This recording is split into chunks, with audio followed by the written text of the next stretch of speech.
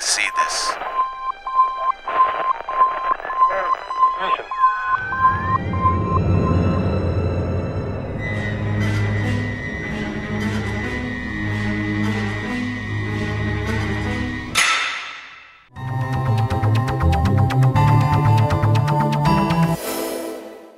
Bom, a FGF me proporcionou muitas coisas, mesmo antes da formatura. Ainda no estágio aqui na faculdade, no 5º semestre, fui convidada para trabalhar na TV Diário, onde passei 5 anos. Mas a base mesmo eu tive aqui. Foi aqui na TV universitária, aqui mesmo dentro do campus, onde eu aprendi todas as técnicas, o que a gente aprendia na teoria, na sala de aula, foi tudo praticado aqui com a ajuda dos cinegrafistas, dos profissionais. Enfim, foi um aprendizado muito grande, que lá fora só contribuiu. E uma das faculdades pioneiras, né, em trabalhar com televisão, inclusive montar um próprio estúdio dentro da universidade. Então isso é muito gratificante. E sempre que perguntam, eu digo com orgulho. Sou ex-aluna da Faculdade Integrada da Grande Fortaleza.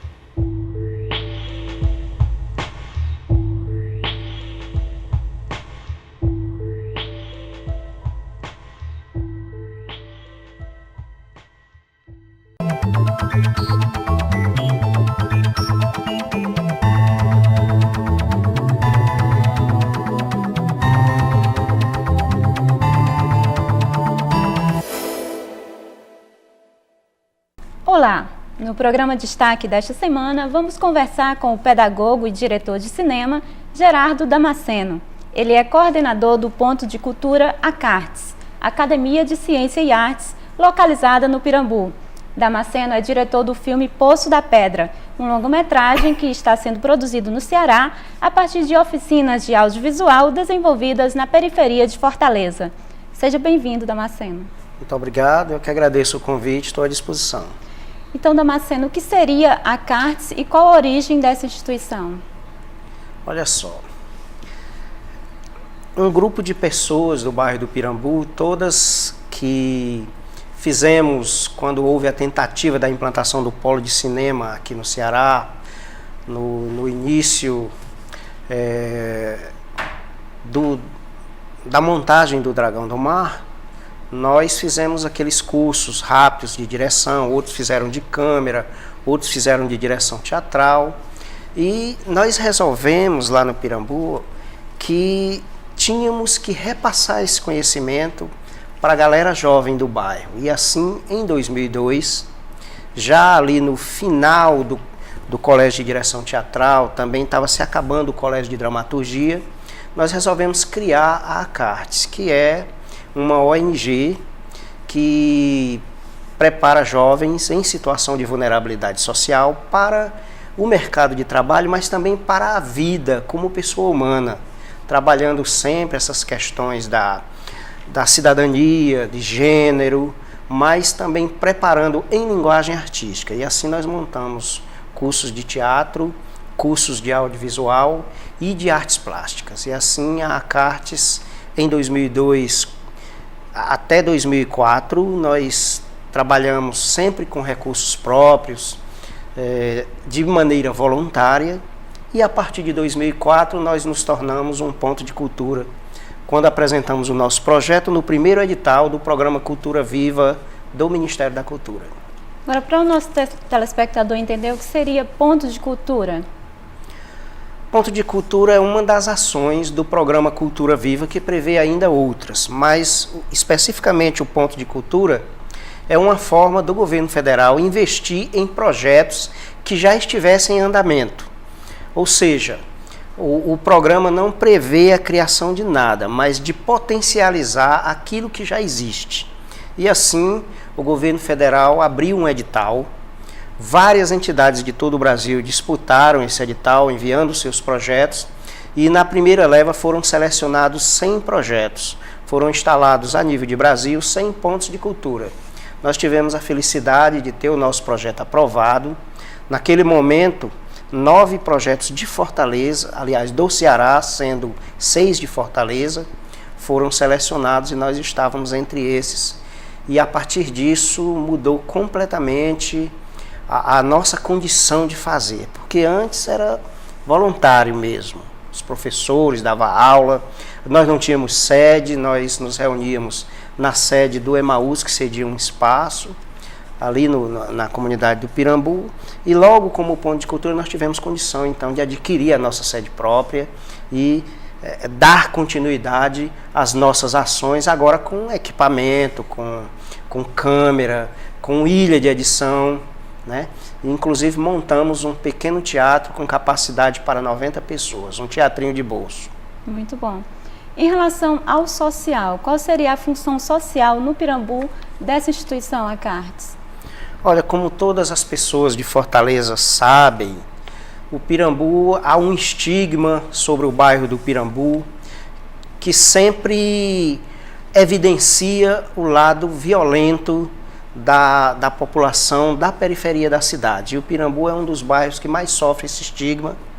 E nós objetivamos, com o nosso projeto pedagógico, mostrar o lado positivo do bairro, né? Por exemplo, se comenta muito pouco que o Pirambu tem 7 grupos de teatro, que há grupos de cultura popular, de Bumba Meu Boi, de maracatu, que há grupos que organizam as festas juninas, existe uma federação esportiva, existe uma entidade, que é a grande entidade, que agrega 86 associações de moradores num dos movimentos sociais mais organizados da cidade, e esse lado positivo é muito pouco evidenciado.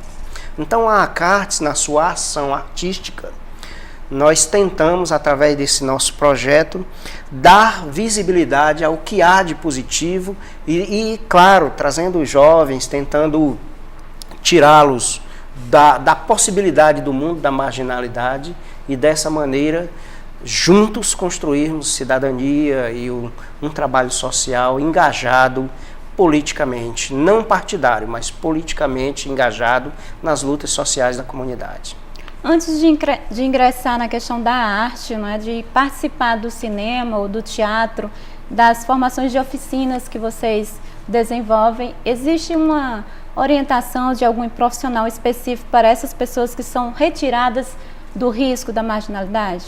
O processo é paralelo. À medida em que o jovem se inscreve, por exemplo, para fazer uma oficina de ator, paralelamente ele vai recebendo, dentro da nossa grade curricular, tem as oficinas de cidadania, a questão de gênero, prevenção às drogas e até alcoolismo.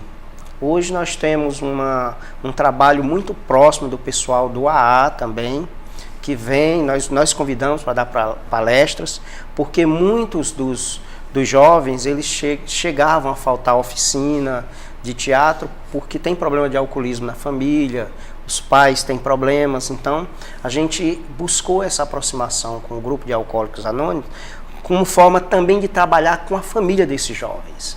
Então hoje a CARTES tem, além da sua parceria com as outras instituições do bairro, as associações de moradores, nós também, com as escolas, nós temos um trabalho integrado com as escolas públicas do bairro, que é um programa que nós desenvolvemos também com o apoio do Ministério da Cultura, que é a Ação Griot. Então, tudo isso faz parte de um processo de busca da cidadania, da compreensão, de formar cidadãos comprometidos com a realidade social da comunidade.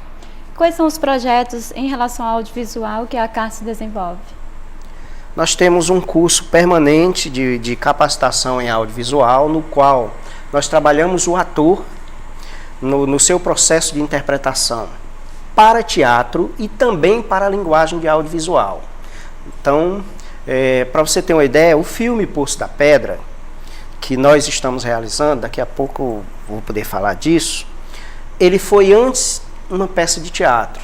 Ela é a adaptação de um romance meu, que foi adaptado para teatro pelo dramaturgo Raimundo Cavalcante, foi inclusive o meu exercício de final de curso como aluno diretor do Colégio de Direção Teatral do Dragão do Mar, e essa peça passou 1 ano em cartaz. Logo depois, esse roteiro, esse texto teatral foi adaptado então para a linguagem de audiovisual, e aí enviamos o projeto para a Lei Rouanet e iniciamos aí esse processo de captação do recurso e paralelamente fomos preparando o ator que já tinha interpretado no teatro, essa história, a peça, que é uma obra de ficção, também para a linguagem de audiovisual. E hoje nós estamos preparando 2 produtos. Um é uma minissérie em 30 capítulos e outro é o filme, Poço da Pedra, com a mesma história. O Poço da Pedra, em que consiste? Qual é a definição? O que é que vocês trabalham? Quais são os temas? Olha, é uma obra de ficção, conta a história de uma comunidade que poderia ser qualquer município do Ceará. Nós chamamos Itaimbé da Serra. Essas pessoas, o município fictício de Itaimbé da Serra tem uma série de distritos, entre os quais está o distrito de Poço da Pedra. E o pessoal do distrito de Poço da Pedra eles se organizam uma cooperativa e a partir disso eles passam a vender a sua produção agrícola, rapadura, a mandioca, a farinha, tudo que resulta da sua produção agrícola, que é manufaturado. Então eles passam a comercializar diretamente com a central de abastecimento em Fortaleza e a partir disso eles passam a ganhar mais dinheiro e a desenvolver economicamente o distrito. Então eles percebem que eles podem lutar pela emancipação política do distrito em relação à cidade. E aí o conflito do filme é isso. A oligarquia da cidade, que antes nunca fizera nada pelo desenvolvimento econômico do distrito, agora luta contra a emancipação. E enquanto isso, os moradores de Poço da Pedra querem a sua emancipação. A gente faz uma releitura de algo semelhante que aconteceu na vida prática, política do Ceará, no período em que nós enfocamos. A história se passa em 1985, 86 e 87. É uma obra datada. Portanto, a gente pega ali o início, o final do governo Sarney, a questão do plano cruzado, onde todo mundo era fiscal do Sarney. Foi muito comum, inclusive a gente vai fazendo essa releitura, e o povo de Poço da Pedra passa a vender todo esse produto também como uma consequência do plano cruzado, que foi decretado ali no governo Sarney. E isso se deu porque, vocês devem estar lembrados, você talvez não, que é muito jovem, mas o pessoal aqui da técnica deve estar lembrado que faltava gênero de primeira necessidade, faltava farinha, leite, e uma série de produtos de gêneros de primeira necessidade. Então, nesse momento em que a cooperativa está se fortalecendo, é justamente o período também que está faltando em Fortaleza. Por isso é que eles conseguem vender bastante. Então, há o desenvolvimento do distrito por conta também disso. Nós vamos fazendo uma releitura daqueles momentos, o final do regime militar, o início do governo Sarney, há toda uma releitura daquele momento político que o país viveu, e a gente inclusive pega um pouco, embora o filme comece um pouco depois, mas a gente faz, a partir da fala das personagens, uma releitura da campanha das diretas que foi, na realidade, o impulsionador de todos essas questões das emancipações de muitos distritos em relação aos municípios. Que houve aqui no Ceará, vários municípios naquele período se emanciparam, né? Era recente esse fenômeno político da emancipação de muitos distritos. Agora, Damasceno, já que existe esse vínculo com a realidade, vocês aproveitam a questão da mão de obra local ou atores locais? Como é que é a questão do elenco desse filme? Olha, é um grande diferencial, né? Eu já trabalhei em outras produções de filme, já trabalhei com Rosenberg, né? No nosso caso, há um diferencial que nós optamos, já que somos um ponto de cultura, somos uma escola que capacita jovens em linguagem de audiovisual, nós decidimos trabalhar com a própria mão de obra capacitada no ponto de cultura. Portanto, 80% do elenco e da equipe técnica são pessoas já formadas em nosso ponto de cultura. E a gente foi um pouco além também dessa questão. No nosso ponto de cultura tem um dos professores, que é o Davi Florencio, que é diretor de arte, que começou a desenvolver a fabricação de maquinária para cinema. Então nós tínhamos necessidade de ter uma grua nas nossas cenas. Então o Davi desenvolveu e fabricou uma mini grua que tem servido aos ensaios e será útil no processo de gravação. E assim toda a maquinária, 3 tabelas, jogo de banquetas, praticáveis. E agora nós estamos entrando na pesquisa para começar a fabricar também tripé de câmera e um Steadicam. Ou seja, o nosso objetivo é que a maquinária utilizada no filme seja fabricada num processo de curso, né? Porque as pessoas que estão fazendo essa maquinária lá estão recebendo as orientações do Davi como professor, assim como as que estão se preparando para interpretar os personagens do filme, recebem as oficinas através de mim, do Raimundo Cavalcante e dos outros professores da ACARTES, o Tião Gomes, o Davi Florencio, e recebem as orientações da Cláudia Silva, que é a produtora do nosso filme, que também dá oficinas de produção. Então, é todo um projeto integrado com o corpo pedagógico da escola, a partir disso. Esses jovens, ao participar desse processo criativo de audiovisual, é como se eles tivessem a questão do olhar do protagonista real, já que eles estão inseridos dentro dessa periferia, que eles falam dessas questões de cidadania, da questão do preconceito, da questão da emancipação dos municípios, da luta por um dia a dia melhor, por igualdade, tanto na questão social quanto na questão cultural. Como é que eles reagem a isso? Com certeza.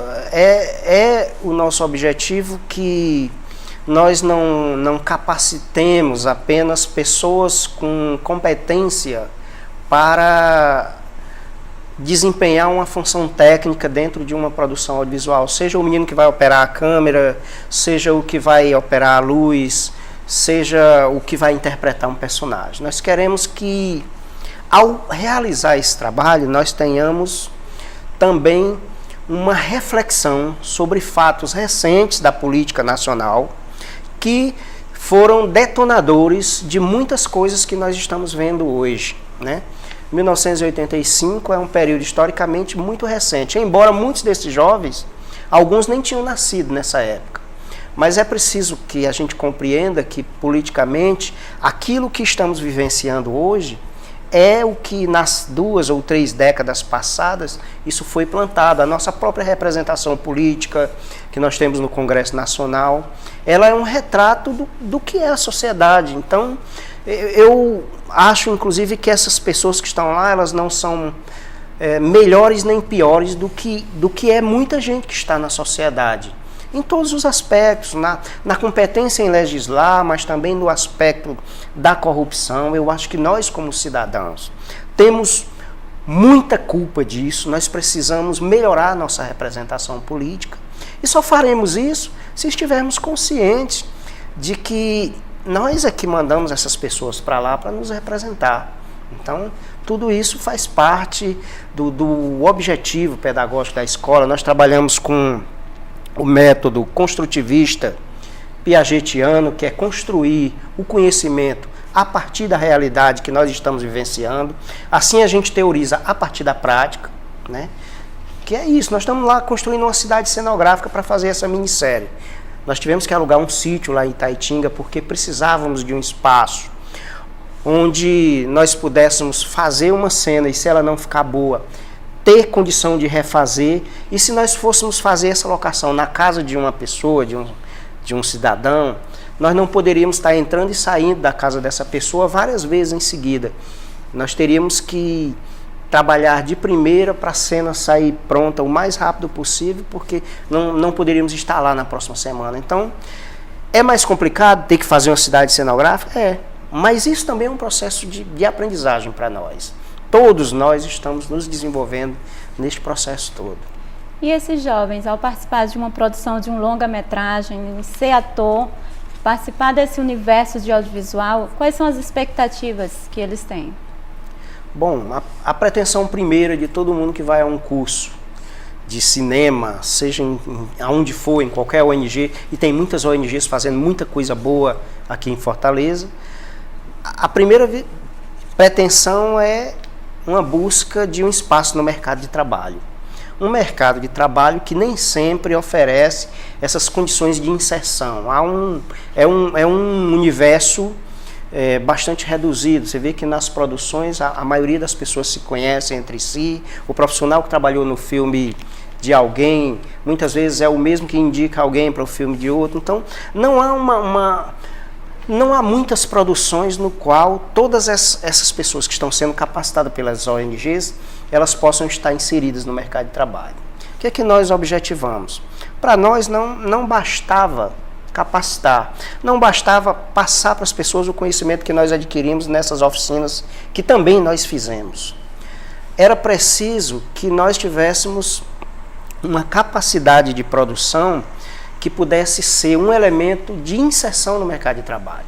Então, por isso a gente apresentou o projeto para a Lei Rouanet, um projeto de um longa. É uma ousadia para nós. Nós já tínhamos feito alguns curtas, mas fazer um longa é uma coisa muito mais complexa, exige o envolvimento de diversos profissionais. Então, a gente reuniu nosso corpo de professores da ONG, mais outros profissionais do mercado de trabalho, e disse, vamos apresentar um projeto de um longa e melhor, vamos fazer esse longa com os nossos alunos. A gente testa a nossa capacidade como agente formador, capacitador, e nos testamos também como profissionais, porque nós mesmos passamos pelas oficinas no período em que o Dragão as ofertava, mas tivemos pouco espaço de também desempenhar essas funções, né? Até porque o mercado de trabalho é bem restrito. Bastante restrito. Então, acredito que nós tenhamos, com isso, dado uma contribuição. Estamos dando uma contribuição para o fortalecimento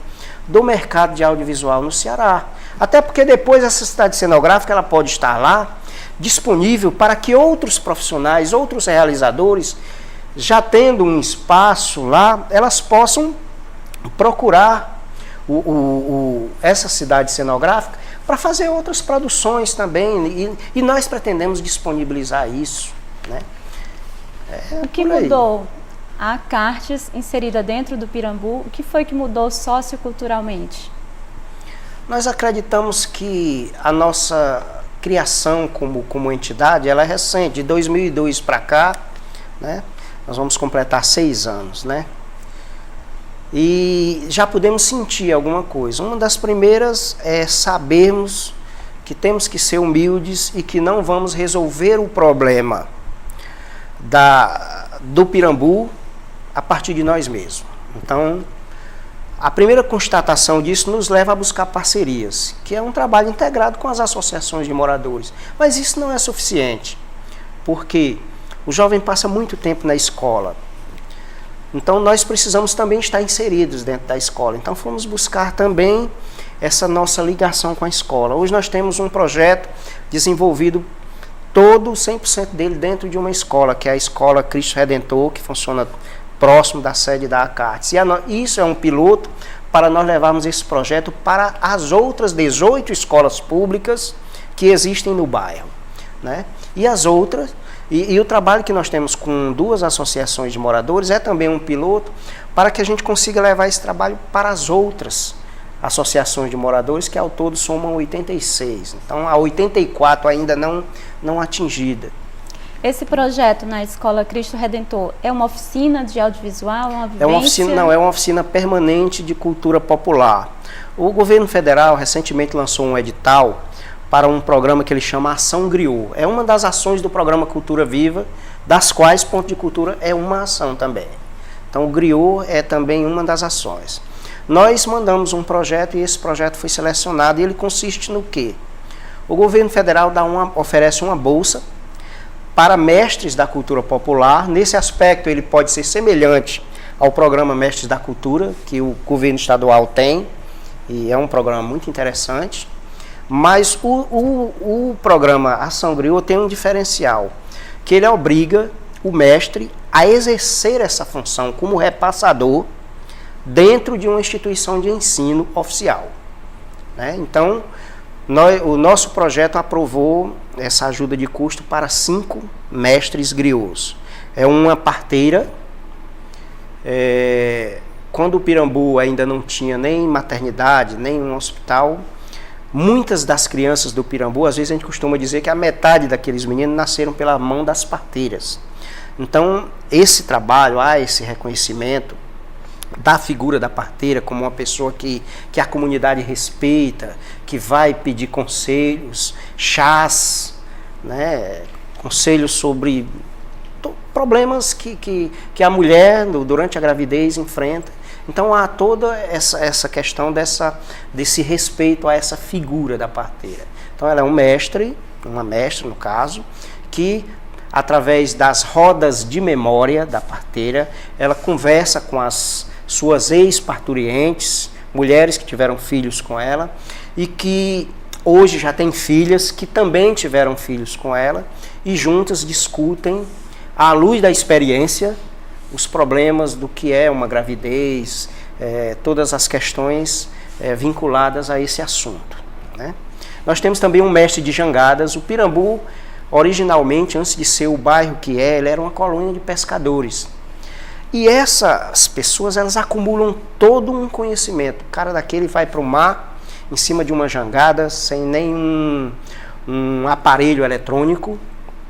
Esse homem sabe ir, voltar, passa 7 dias no mar, às vezes 8, 9, e consegue só, guiado pelas estrelas, pelos astros,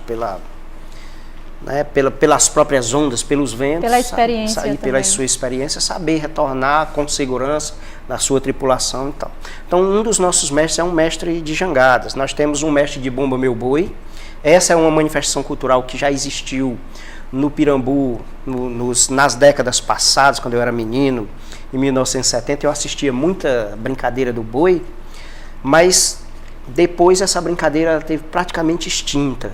E hoje, através desse programa Ação Griot, nós fomos buscar mestres idosos que estão ensinando para as populações mais jovens, estão sendo montadas de novo, a brincadeira do boi está renascendo, uma das manifestações mais antigas da cultura popular do Nordeste.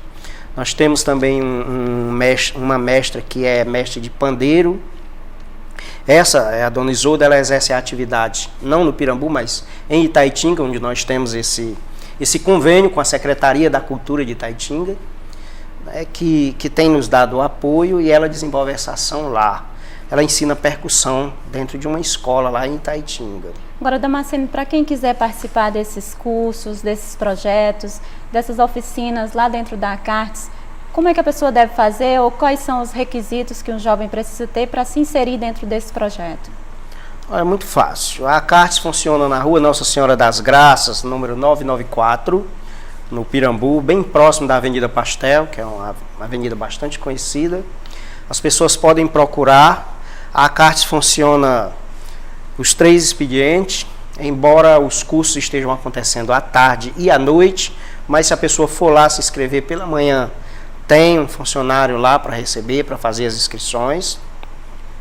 E existe uma idade assim para o jovem? Nós costumamos montar turmas a partir de 12 anos de idade, que é justamente onde o menino já está aí pela 7ª, 8ª série, já tem um desenvolvimento de leitura mais acentuado, mas nós estamos sendo cobrados pelas mães para colocar turmas infantis.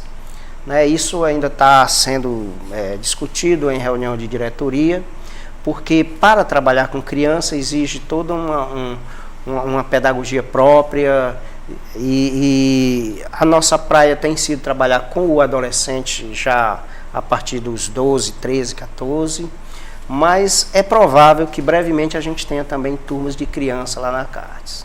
Para a gente finalizar, o nosso tempo está chegando ao fim. Quando é a previsão para ser lançado o filme Poço da Pedra?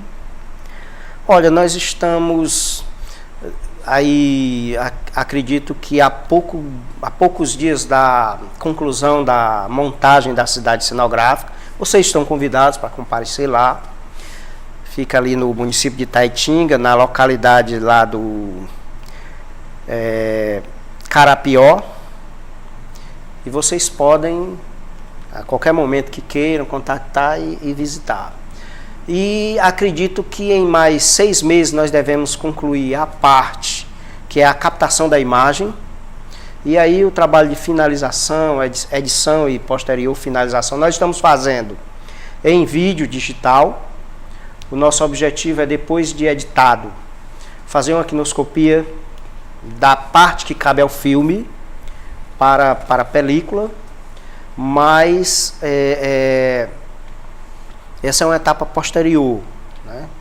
Mas é assim, Estamos produzindo conjuntamente as cenas da minissérie e do filme.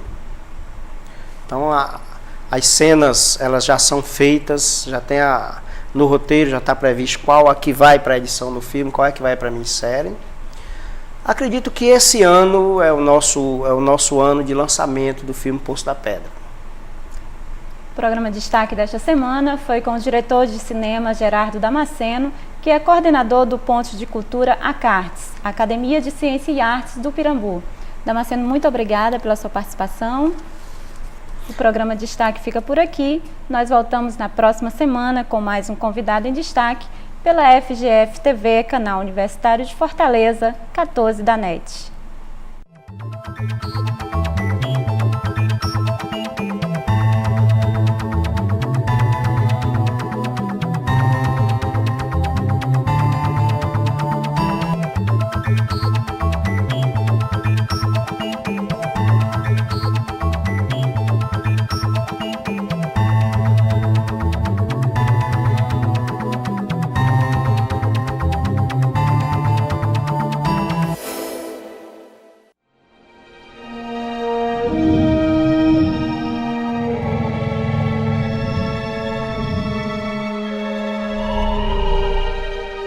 TVU, Canal Universitário de Fortaleza.